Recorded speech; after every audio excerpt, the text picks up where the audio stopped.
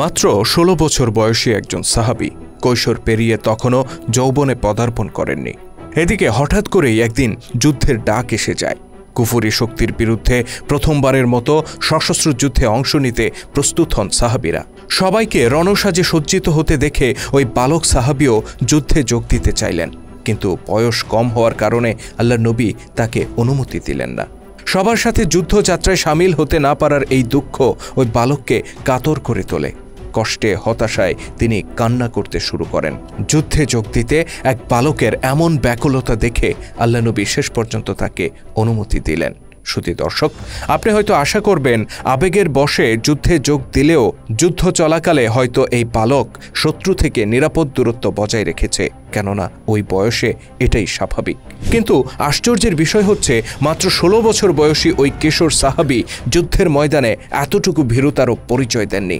পারস্য বিজেতা মুসলিম জেনারেল সাদ বিন আবু ওয়াক্কাস রাদিয়াল্লাহু তাআলা আনহুর নাম নিশ্চয়ই আপনারা শুনে থাকবেন। তার নেতৃত্বেই মুসলিমরা আজকের ইরাক ইরান জয় করেছিলেন। তিনি ছিলেন আশারায়ে মুবাশশারা, অর্থাৎ জীবিত অবস্থায় জান্নাতের সুসংবাদপ্রাপ্ত ১০ জন সাহাবীর একজন। ইসলাম প্রচারের একেবারে শুরুর দিকে তিনি আল্লাহর নবীর প্রতি বিশ্বাস স্থাপন করেছিলেন এবং জীবনের শেষ দিন পর্যন্ত আল্লাহর সত্য দিন প্রতিষ্ঠার সংগ্রাম করেছিলেন। সাদ বিন আবু ওয়াক্কাস রাদিয়াল্লাহু তাআলা আনহুর একজন ছোট ভাই ছিলেন, যিনি বালক বয়সেই ইসলামের প্রতি গভীরভাবে আকৃষ্ট হয়ে পড়েন। পরিবারের অন্য সদস্যদের বিরোধিতা সত্ত্বেও তিনি বড় ভাইয়ের পদাঙ্ক অনুসরণ করেন এবং ইসলাম গ্রহণ করেন। মক্কায় কুরাইশদের অত্যাচারে জর্জরিত হয়ে যখন সাহাবীরা মদিনায় হিজরত করেন, তখন ওই বালকটিও সাদ বিন আবু ওয়াক্কাস রাদিয়াল্লাহু তাআলা আনহুর সাথে মদিনায় চলে আসেন। হিজরতকালে তার বয়স ছিল মাত্র ১৪ বছর। কিশোর ওই সাহাবীর নাম উমাইর রাদিয়াল্লাহু তাআলা আনহু। মদিনায় হিজরতের মাত্র ২ বছর পরের ঘটনা। মক্কার কুরাইশদের বিরুদ্ধে প্রথমবারের মতো সশস্ত্র অভিযানের ডাক দেন রাসূল পাক সাল্লাল্লাহু আলাইহি সাল্লাম, যা পরবর্তীতে বদরের যুদ্ধ নামে পরিচিতি পায়। যুদ্ধের উদ্দেশ্যে রাসূল সাল্লাল্লাহু আলাইহি সাল্লাম তার সাহাবীদেরকে নিয়ে মদিনা শহর থেকে বের হন। শহরের বাইরে এক জায়গায় এসে তিনি বিরতি নেন এবং এই বিরতিকালে যুদ্ধক্ষম সাহাবীদেরকে বাছাই করেন। যারা বয়সে ছোট ছিলেন, রাসূল সাল্লাল্লাহু আলাইহি সাল্লাম তাদেরকে মদিনায় ফিরে যাওয়ার নির্দেশ দেন। এই বাছাই প্রক্রিয়া চলাকালে সাদ বিন আবু ওয়াক্কাস রাদিয়াল্লাহু তাআলা আনহু লক্ষ্য করেন তার ছোট ভাই উমাইর অস্থিরভাবে সৈনিকদের মাঝে ঘোরাফেরা করছেন আর নিজেকে আড়াল করার চেষ্টা করছেন। তিনি তার কাছে গিয়ে জিজ্ঞেস করলেন, হে উমাইর, তোমার কি হয়েছে? জবাবে উমাইর রাদিয়াল্লাহু তাআলা আনহু বললেন, ভাই, আমার ইচ্ছা আমি এই যুদ্ধে অংশ নেব। হয়তো আল্লাহ তাআলা আমাকে শহীদ হিসেবে কবুল করবেন, কিন্তু আমার আশঙ্কা হচ্ছে বয়স কম হওয়ার কারণে হয়তো রাসূলুল্লাহ আমাকে এই যুদ্ধে অংশ নেয়ার অনুমতি দেবেন না। নিজের পবিত্র হাতে রাসূল সাল্লাল্লাহু আলাইহি সাল্লাম উমাইর রাদিয়াল্লাহু তাআলা আনহুর তলোয়ার খাপে যুক্ত করে দিলেন। বড় ভাই সাদ বিন আবু ওয়াক্কাস তাকে যুদ্ধে তলোয়ার চালনার ব্যাপারে প্রশিক্ষণ দিলেন। যে বয়সে আমরা বন্ধুদের সাথে খেলাধুলা করে বেড়াই, নিজের শখ আহ্লাদ পূরণ করার জন্য বাবা মায়ের কাছে বায়না ধরি, সেই শখ পূরণ না হলে মাটিতে গড়াগড়ি করে কান্না করি, সেই বয়সে একজন সাহাবী বায়না ধরলেন যুদ্ধে যাওয়ার জন্য।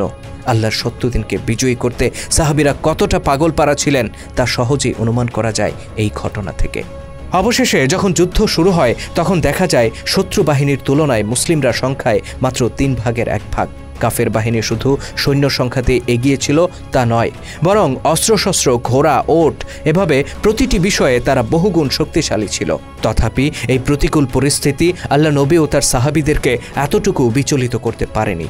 তারা ছিলেন আল্লাহর জন্য, আল্লাহর সত্য দিনের জন্য জীবন কোরবান করতে সদা প্রস্তুত একদল মুজাহিদ। আল্লাহ পাকের উপর ভরসা করে তারা বীরত্বের সাথে যুদ্ধ করে যান।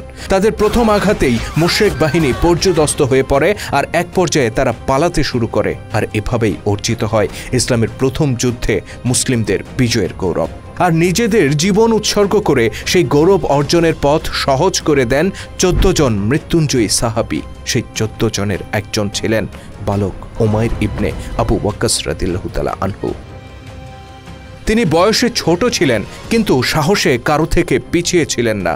শারীরিক শক্তিতে তিনি হয়তো দুর্বল ছিলেন, কিন্তু তার আত্মবিশ্বাসে এতটুকু ঘাটতি ছিল না। তিনি নিজেকে বড়দের পেছনে আড়াল করেননি কিংবা শত্রু থেকে নিরাপদ দূরত্বে সরেও থাকেননি, বরং তিনি আশ্চর্যজনকভাবে কুরাইশদের সবচেয়ে বড় যোদ্ধা আমর ইবনে আবদ ওদের মুখোমুখি হন। এই আমর লোকটি এতটাই শক্তিশালী আর বিশাল আকৃতির ছিল যে ইতিহাসের লেখকেরা বিভিন্ন গ্রন্থে তাকে দৈত্য হিসেবে উল্লেখ করেছেন। পরবর্তীতে উহুদের যুদ্ধে শেরে খোদা হজরতে আলী রাদিয়াল্লাহু তাআলা আনহু এই দৈত্যাকৃতির লোকটিকে হত্যা করেছিলেন। বিশাল আকৃতির এই দৈত্যটি যখন হুঙ্কার ছেড়ে এগিয়ে আসে তখন বালক উমাইর রাদিয়াল্লাহু তাআলা আনহু তাকে সাহসিকতার সাথে মোকাবেলা করেন, তবে খুব বেশিক্ষণ তিনি টিকে থাকতে পারেননি। আমর ইবনে আবদ উদের তলোয়ারের আঘাতে তিনি মাটিতে লুটিয়ে পড়েন আর সেই কাঙ্ক্ষিত শাহাদাতের অমীয় সুধা পান করেন।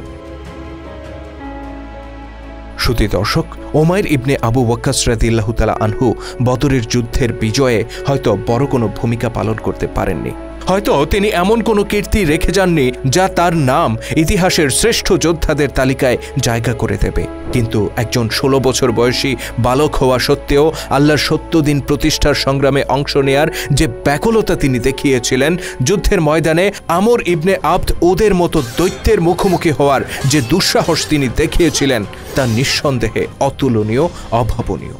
ইসলামের ইতিহাসে পরবর্তীকালে মুহাম্মদ বিন কাসিমের মতো যেসব দিগ্বিজয়ী যোদ্ধার উত্থান ঘটেছিল, যারা বালক বয়সেই যুদ্ধের ময়দান দাপিয়ে বেরিয়েছিলেন, তাদের পথ দেখিয়ে গিয়েছেন উমাইর ইবনে আবু ওয়াক্কাস রাদিয়াল্লাহু তাআলা আনহু।